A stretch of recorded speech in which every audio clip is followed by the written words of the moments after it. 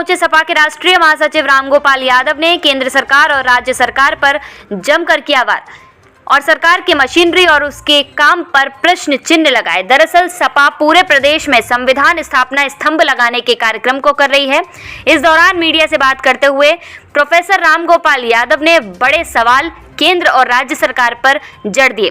Professor ने कहा कि संविधान को बीजेपी खत्म करने में लगी हुई है और 26 जुलाई 1902 को छत्रपति शाहू जी महाराज ने स्टेट जोन की स्थापना की थी। शोलापुर की उसमें नौकरी में 50% आरक्षण की व्यवस्था दलितों, पिछड़ों आदि के लिए की गई थी और इस सरकार ने संविधान की आत्मा ही खत्म कर दी है। अनुच्छेद 13 में जो मौलिक अधिकार है वो भी खत्म कर दिए हैं। अगर किसी की सरकार में आलोचना कर दो कहा तो चाहे गृह मंत्री हो या मंत्री तो तुरंत मुकदमा कायम हो जाता है।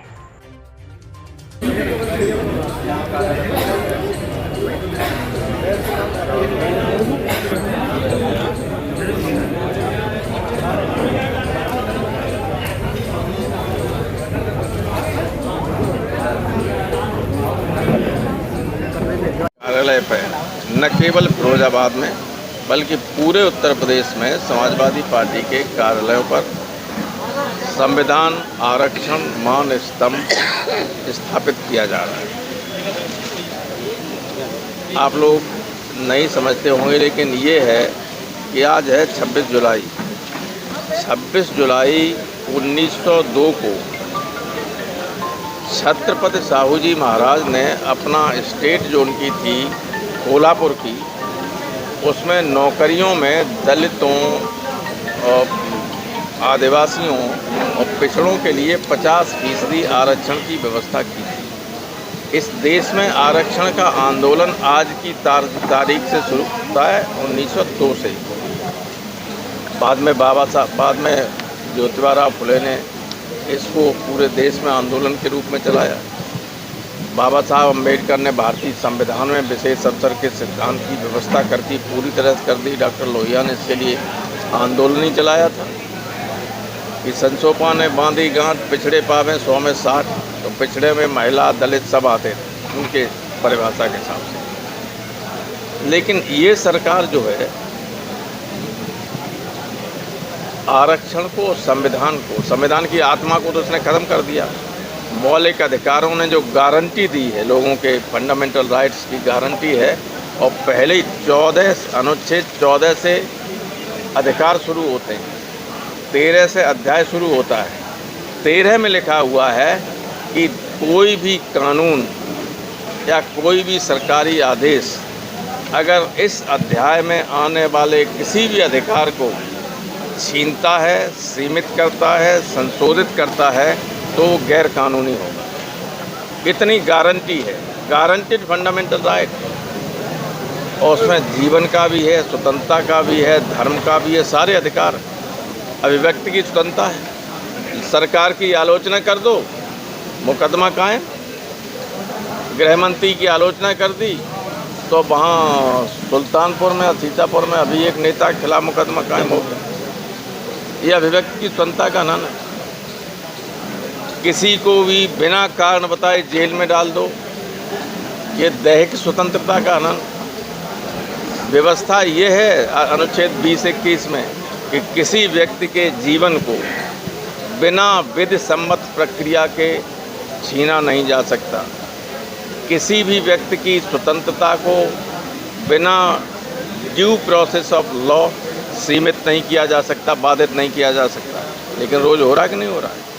इनकाउंटर हो रहे हैं, पकड़ के मारना, ये तो स्पष्ट है खिलाफ है। सीधा इनकाउंटर कहीं हो, कोई मारा जाए, कोई बात नहीं, वो इनकाउंटर है। लेकिन पकड़ के किसी को मार दो, ये गैर कानूनी तरीके से लोगों के जीवन को छीनना है। अब तो जेलों में लोग मारे जाने लगे, पुलिस की कस्टडी में लोग मारे जाने लगे, और हर ज़िले में ऐसा अब की चलन हो गया है पुलिस का कि रोज़ अखबार में पढ़ते होगे साहब पुलिस एनकाउंटर हुआ, मुठभेड़ में एक बदमाश पकड़ा गया, उसके पैर में गोली लगी। पैर में एक ही जगह गोली लग रही सबको। तो ये जब मौलिक अधिकार छीने जा रहे हैं, संविधान की आत्मा को मार रहे हैं, आरक्षण ख़त्म कर दिया। सारी नौकरियां हो रही हैं आउटसोर्सिंग से, नो रिजर्वेशन। संविदा पर कोई आरक्षण नहीं। और जो बड़ी नौकरियां सरकार दिया करती थी, जो बड़े विभाग थे, जैसे सबसे ज़्यादा नौकरी रेल देता था, रेल विभाग, इंडियन एयरलाइंस देता था, टेलीकम्युनिकेशन वाले देते थे। ये कानपुर आप जाते होंगे तो ऑर्डिनेंस फैक्ट्री जो है, उससे जब छुट्टी होती थी तो सड़कों पर जगह नहीं मिलती थी। लाखों मजदूर, लाखों कर्मचारी काम करते थे, सब निजी हाथों में दे दी। और निजी कंपनियों में कोई आरक्षण नहीं। तो आरक्षण ख़त्म कर दिया, संविधान को ख़त्म कर दिया, बिना कहे ऐसे कानून बनाए।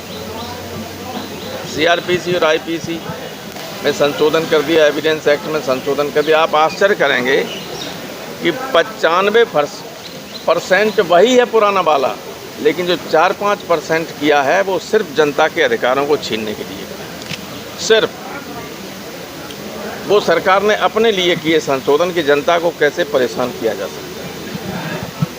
यानी हम लोग आंदोलन करते हैं तो अगर 2 व्यक्ति से ज़्यादा कोई व्यक्ति हो, दरोगा जी कहते हैं कि नहीं ये शांति भंग की आशा थी, ये थी एक ऑर्गेनाइज्ड गैंग है, ये ऑर्गेनाइज्ड संगठित गिरोह है, तो आजीवन कारावास और मृत्युदंड तक की सज़ा है, ताकि पॉलिटिकल पार्टीज कोई आंदोलन न कर सके।